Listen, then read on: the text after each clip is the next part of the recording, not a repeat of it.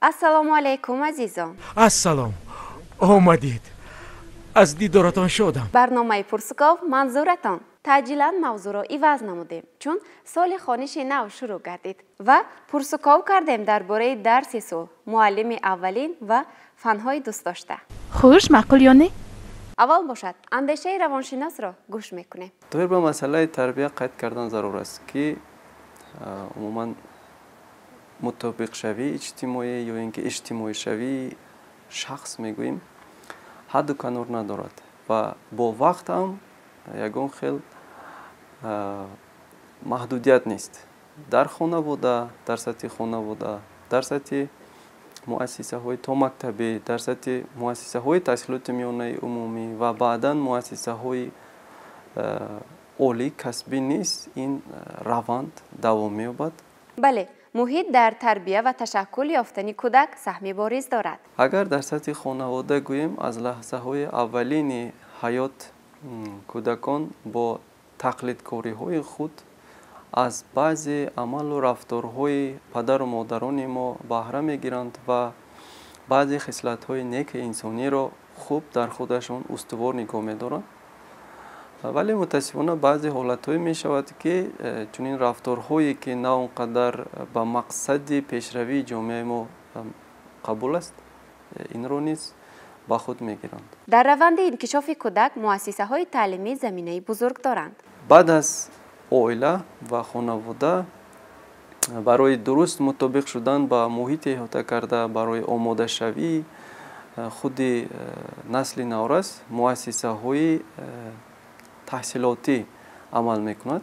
масалан муассисаҳои то мактабӣ ҳастанд. дар ин ҷо кӯдакони мо барои ба синфи як рафтан омодагӣ мебинанд. имрӯз бошад мо интихоб намудем давраи мактабиро. кӯдакони мо аз синни 7 солагӣ ва дар баъзе ҳолатҳо вобаста ба инкишофи равандҳои психикӣ ва шахсият ба синфи як, яъне ба мактаби миёна мераванд. дар он ҷо таҳсилоти ибтидоиро соҳиб мешаванд. инҷо аз ҳама муҳим чӣ аст? лаҳзаҳои муҳимтарин дар ҳамон синфи як аст, яъне то кадом дараҷа хуб дуруст ба раванди таълим дар муҳити муассиса кӯдакони мо мутобиқ мешаванд. дуруст. дар ин ҷо нақши асосиро муаллими аввалин мебозад ки бевосита дар масалан сатҳи мактаб нақше гӯем ҳатто падару модарро иҷро мекунад, бо як меҳру муҳаббати хоса бо кӯдак муносибат намуда онҳоро яъне ба дарс ба таълимомӯзӣ диққаташонро ҷалб мекунад. медонед чӣ ин бисёр кори заҳматталабу мушкил. бале, нахустин устод омӯзгорест ки ба мо сиёҳу сафед, хубу бад ва одаму одамгариро меомӯзонад, таълим медиҳад ва ҳатто дар баъзе маврид бароямон ҳамчун волидайн аст. дар ин ҷо гуфта гузаштан дар кор аст ки барои писарбачаҳо яъне намуди зоҳирӣ ва амалҳои шоистаи муаллимони азизи мо хеле калон аст ки онҳо аз ҳамон оини кӯдакӣ мардонагӣ, ҷасурӣ, меҳнатдӯстӣ, тозакорӣ, ҳалолкорӣ ва дигар хислатҳои хуби инсониро бевосита аз мушоҳидаҳои худ аз болои муаллими худ меомӯзанд. фаҳмо, барои духтарон чӣ? нисбат ба духтарбачаҳо бошад низ чунин аст ки муаллимаҳои мо ҳамчун дар масалан аз мавқеи модар дар мактаб ба онҳо он хислатҳои неки инсониро пайдо мекунонанд ки бевосита барои модари хуб шудан, барои як катбонии хуб шудан, барои пеш аз ҳама як шахсияти барҷаста шудан мусоидат мекунад. хулоса, агар муҳити мактаб солим бошад, насли ҷавон рӯҳияи солим дорад. умуман дар мактаб нест таъссуроти гуногун шуданаш мумкин аст аз тарафи кӯдакон. дар баъзе ҳолатҳо муҳити хеле солими таълимӣ дар мактаб ба онҳо як ваҷҳиёт ё ин ки як маромеро пайдо мекунад ки нисбат ба хониш, нисбат ба таълимомӯзӣ, умуман нисбат ба ҳаёт дилашон бениҳоят гарм аст ва аз ҳаёти оянда умедвор мешаванд. ин гуна дилгармиро чӣ сон метавон мушоҳида кард? аз хонаводаи худ мактабро онҳо афзалтар медонанд ва хубтар, дӯсттар медонанд ки тезтар масалан рӯзҳои истироҳатӣ мегузашт. Масалан дар вақтҳои таътил онҳо муаллимошонро ёд мекунанд, мактабашонро ёд мекунанд, ҳамсинфҳошонро ва чунин таъсири бисёр назарраси мерасонад ки онҳо бе чунин муҳит зиндагӣ кардан барои онҳо шавқованд намешавад. ташаккур. вақте ки кӯдак ба синфи аввал қадам мегузорад, барои тарбияи хуб додан омӯзгор бояд чӣ кор кунад? лаҳзаҳои хотирмонди дарс дар синфи як аз ин иборат аст ки бубинед, агар 25 хонанда аз 25 хонавонда бо 25 характер, психология, типи мизоҷ агар ба як ҷо ҷамъ оянд, чӣ рӯй доданаш мумкин аст? дар ҳақиқат чӣ рух медиҳад? як хонанда ҳаст, масалан бисёр дар хонавода эрка калон шудааст, кӯдаке аст ки ҷангара шуда калон шудааст, як кӯдаки дигар аст ки масалан бисёр меҳнатдӯст аст, як кӯдаки дигар аст ки бисёр тозакор аст ва умуман хислатҳои характери хоса доранд ҳар яки ин кӯдакон. пас муаллим бояд чӣ гуна рафтор кунад? пеш аз ҳама омӯзгоре ки дар синфи як таълим метиҳанд, ҳамаи кӯдаконро масалан бештар ба таълиму тарбия ҷалб мекунанд, онҳо бояд типи мизоҷи ҳар як хонандаро бояд донанд. Яъне кадуме хонанда дорои типи мизоҷи сангвиник аст, типи мизоҷи флегматик аст, типи мизоҷи холерик аст ва меланхолик аст. Инҳо вобаста ба масалан қувваи системаи асаб ҳар хел зуҳуротро метавонад дошта бошад. аммо барои ҳар як омӯзгор ин зарур аст, чунки нисбат ба чунин кӯдакон як муносибати хосаро бояд яъне раво дид. инҷо шумо ҳамчун мутахассис чӣ тавсия доред? бисёр хуб мешавад ки дар муассиса агар чунин имконият бошад, як психологи мактаб агар амал кунад, дар ҳамкорӣ бо психологи мактаб яъне баҳодиҳии аввалия ё ин ки ибтидоиро гузаронда дар бораи типи мизоҷи ҳар як хонанда, хусусиятҳои хоси хонанда ё хислатҳои характери онҳо ва умуман дар бораи шакли тарбия дар хонавода агар маълумот пайдо кунад омӯзгор, барои минбаъд корро бароҳ мондан хеле осон мешавад. боз чӣ?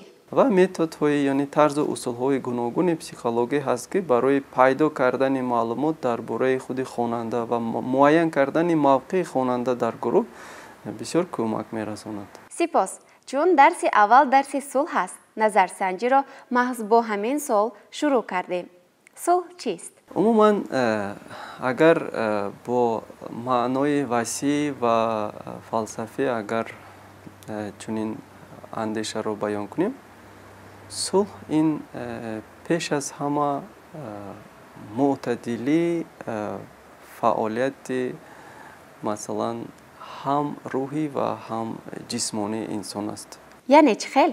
агар худи инсон аз ду ҷанбаи асосӣ иборат бошад, яъне яке рӯҳ ки бевосита бо протессҳои психикӣ алоқамандӣ дорад, дигари ҷисм ки тамоми бадани моро фаро мегирад. вақте ки дар як одам агар дар байни рӯҳ ва ҷисм зиддият набошад ва ҳар лаҳза дар ҳолати мӯътадилӣ қарор гирад, пас ин одам дар сулҳӣ ва осоиштагӣ зиндагӣ дорад. вақте ки дар дунё дар ҷумҳурӣ озод инсон мегардад, яъне ягон хатарро ҳеҷ намекунад, ягон тарс надорад, ина сулҳ мегӯяд. сулҳ барои мо, сулҳ ин аввал хушбахтии инсон аст. сулҳ набошад агар дар рӯи замин, ҳеҷ вақт ягон чӣ гӯям, ягон ҳолатҳое ки оромӣ, ҳолатҳое ки мана натиҷаҳое ки давлатдорӣ, натиҷаҳои дигари ҳаёти инсонӣ бесулҳ намешавад. сулҳ ин хушбахт кардани инсон аст. сулҳе ки дар тоҷикистон аст, сарвари давлатамон ҳамин хел кард ки ояндаи моро хушбахт кард. мо тавонистем ки ҳамаро як биёрем, як даст шудем, як панҷаҳои як даст шудем ки ин аз ҳисоби сулҳе ки ҷаноби олӣ барои ҷумҳурии тоҷикистон овард. дарси аввал дарси сулҳ. шумо ба куҷо? сабр кунед. сулҳ оромиш صلح میرسیدگی همه چیز آدمیزاد خوشبختی خرسندی هم آرامی آسودگی زندگی تنج امانی صلح همین میخوام صلح و آرامیش یعنی دوستی سرابال این موضوع بهترین است از همون کارمندان اسرائیل ما میندور هستند که همین موضوع صلح گرفتگان صلح برای ما تنجی و امانی آسایشتگی میبخشد این برای ما افتخار است از معلمان از استادان خواهش میکنیم که همین اول درسونه در صلح بگذارن برای من شخصا بهترین است این بهترین کلمه صلح معنای تنجی و امانی آسایشتگی مردم شرق تاجیکستان میباشد من نمیدونم خیر اختیار به خودتون بینید که باز آینده پشیمان نشوید صلح یعنی آبادی دوستی رفاقت همین خیلی چیزا آسودگی هر یک دولتی که او صاحب قدم است یعنی صاحب استقلال است اگر پیش از همه اگر صلح نباشد با یگان پیشروی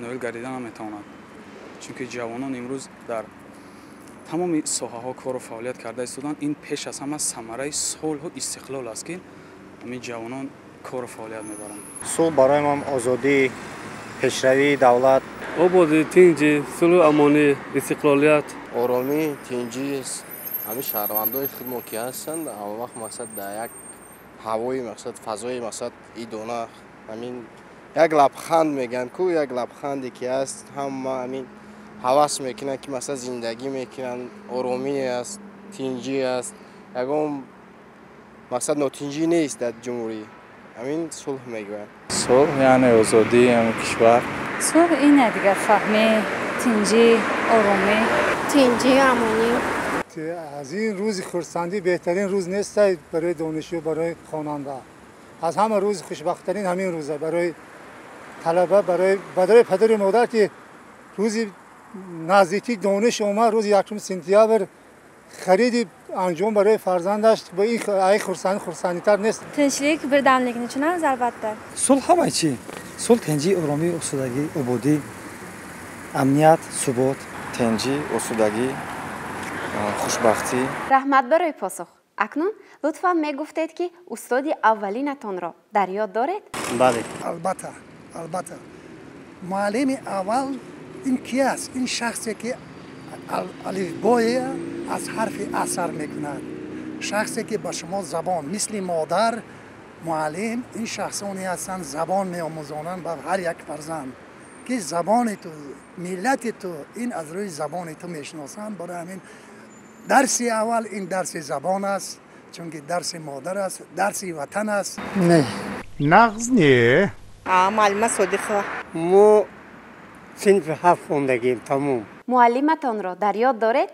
معلممون جانتای ما گفتنی کس بود واسه نوز بیبی معلم استاد اولین من اصلا ختم کرده مکتب حج نوی حمدانی استاد اولین من محترم رسول زلف بود هست حکیم و تخمینه که از او تا حال سپاسگزار هستم که با کلاه‌های بلند زندگی ما را آورده رسانده است سلامت باشید سر و کلابم را گم کردم چه گفتنم را نمیدانم استاد اولین با هست کی بودن؟ سیتلانا ویکتورونا سعادت معلمه سعادت بودن یوسف و خدیجه بله اولین آموزگارم حیدرف عزت الله استاد اولین من ایسایف موسی میباشد شهراب میرزا نجات بله در یادم هست چودتی سیمی یک روز بود سمکر خپیدن نمیتونستیم با کدام دست خپم نمیدونستم هم استاد معلمم پدر و مادر رویم خطا نمیکنیم حکمبای و موجوده نوروز محمد رو بودم استاد اولین اکبر و بشارت قریب 100% مردم آموزگار اولینشان را در یاد دارند چگونه انسان بودند؟ معلم صغیر بودند انا کوشش می‌کردیم موسیقی آموزیم یاد گیریم که در آینده در زندگی از اون نکشیم معلم اولین من آموزگار زبان و ادبیات بودم از همین سر کرد برای من میگم که حرف ا به ما زبان دادن ما را آموزاندن خداوند خاکون نیستن در حیات لیکن جاشون جنت باشد بسیار شخصی بودن که همچون گویم که اینتلیجنتی بهترین و فقط غمخواری برای فرزندان مردم میکردن معلمای بهترین خدا عمرشون دراز کنه تا حال زنده در قید حیات هستند معلمای بهترینند ماتماتیک بودم خیلی بود این سال 50 هم تموم کرده بودیم یکی شافیور کار کردیم در نظامی وزارت خزای قشلاق و قریب 15 سال شافیور بودیم. اونجا میایم راهمون گم میکنیم دیگه نمیفهمیم. پایتخت را دیدن خواستم. همه آبادی همه نقص. خیلی ممنون زود. تشکر برای شما. استاد همچون پدری میشه. من خودم همیشه طرفدار آموزگار هستم. آموزگار این بهترین شخصیت است. برابر پدر مادر هم مهربان بود، هم سخیر بود. آموزگار وقتی که من در ابتدایی صنف یک میخوندم، برای من همه طرفه نگاه بین میکرد. برای من همچون پدر میشه. نگوید آموزگاری بهترین در همه پستی و بلندی با ما بود. خواندن، نویساندن هم را یاد دادگی. مهربان بودن. تمام استادان، تمام آموزگاران بهترینند. چون آنها استادان اولین ما هستند، چون آنها تربیت دهندگان ما هستند. آنها همیشه راه حقیقت، راه علم دانش را نشان میدن. معلم بهترین صنف یکم که درس دادگی بودن. معلم تو حال هستن، یک چند بار خبرگیریشون رفته بود. بهترین معلم هستن که مقصد ما تا امروز مقصد همچون راهبر کار و فعالیت کرده ایستادیم، اما سرنوشت ما همو کسر میشه. بهترین انسان بودن، ما را خیلی خوب تربیت کرده بودن، خیلی خوب درس میدادن. انسانی با سواد. اولین شخصی که با من نوشتن خوندن رو یاد دادن. آموزگاری بهترین بودن. آن کس خیلی رحمت برای کوشش‌های کردگیشان. من minnətdaram. Men uchun ideal inson. Chunki men ulardan juda ham katta narsalarni o'rgandim. Hayotimda albatta birinchi ustozim bo'lganlari uchun barcha narsani ilk bor ulardan o'rgandim va ularga kattadan katta tashakkurlar aytaman. Ilohim sog' bo'lsinlar. انسان قامت بلند، خوش سخن، شوخ طبیعت. بهترین آموزگار بود.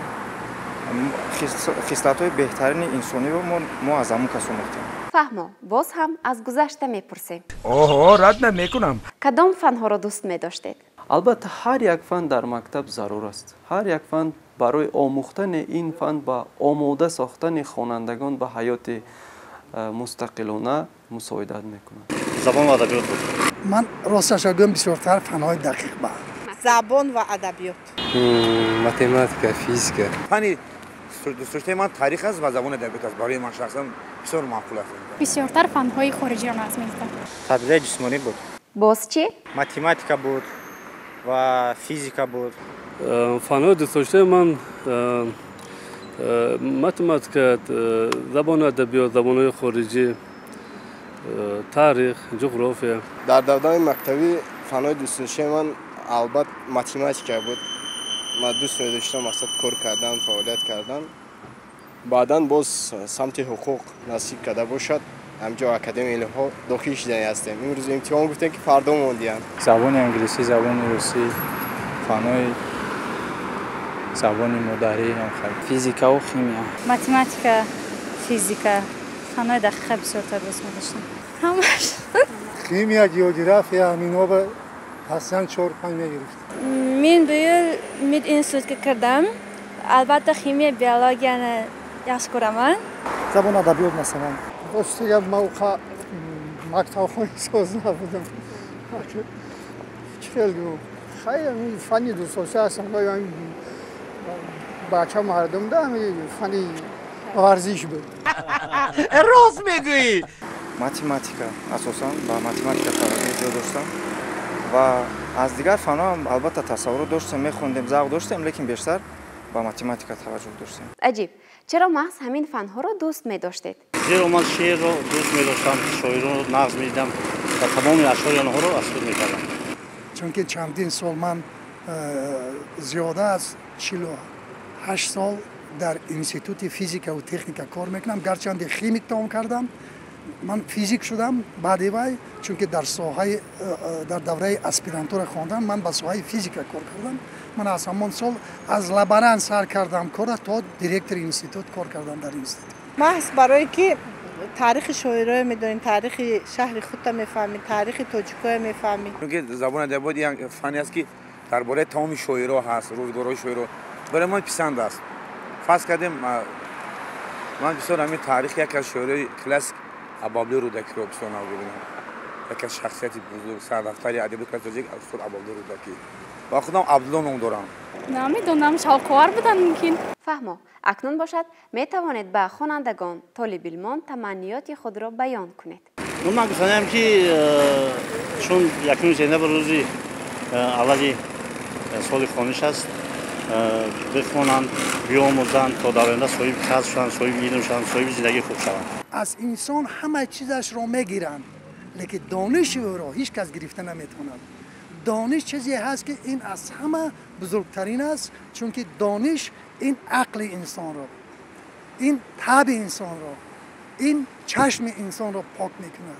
برای همین میگن که از گوهره تا گور آموختن در کار. آدمای با عبرت باشند، یک کس از هوایی نگاه کرده یک تعلیم و تربیه یاد گیرد. بعد حرمت احترام کلانسال‌ها را جاری کنند، در وطن خودشان سزاوار باشند. مکتب سر شدن به خوانندگان دانشجویان تمنای آن را دارم که با بهای خوب و عالی خوانند، دانش مکمل گیرند، بی‌سوادانه به تجربه کاری راه ندهند. موفقیت می‌طلبم، نه بخونند، مملکت آباد بدارند. تمنی دارم که هر یک خواننده که وقتی وارد درگاه علم و معرفت می شود، وقتی وارد مؤسسه می شود، باید ما همه وقت کوشش کنیم که خوانیم، یک چیز خود آموزیم، چون که در آینده باید ما عذاب نکشیم. ما همیشه به گپ‌های استادان گوش دهیم و در آینده وقتی مکتب مؤسسه رو خیلی با دانشگاه وقتی که دانشجو وقتی به درس می رود و امید دارد پدر مادر که فرزند من درس میخواند و فرزند امید دارد. برای من تمنیت من است که از دانشجویان از طلبگان که مکتب رو با سر بلند ختم کرده در آینده نامبردار پرچم مردم ملت تاجیکستان باشند. ناس خونن و سسیام و اگزامینو رو همش ناس برن. خونش اعلی. همیشه بیگدار خونن. طالب علم باشند. همین یک خلقی شود که در جهان شناخته شوند. ای حسابی مقصد هم کادرویی که تیار میشن، پیشروی، اقتصادی و تمامی سمت‌ها. یک کاری را پیش میگیرن که آینده خوب داشته باشن. از همین روز، از همین دولت تویستان، از این روزهای خوشبخت‌ترین، همین آرامی تنجی همه نوش نعمت دنیا هست. از این دولت بفیرم 200 دولت‌های جهان روی دنیا این خیلی دولت بهترین یافتن خیلی دشوار است. خوب خواننده است خوانند. با امید نه اینکه فقط در آینده زندگی خوب داشته باشند، با امید آنه که یک شخصیت توانا باشند، از خود نامی ماندگار، یک چیزی ماندگار گذاشته توانا.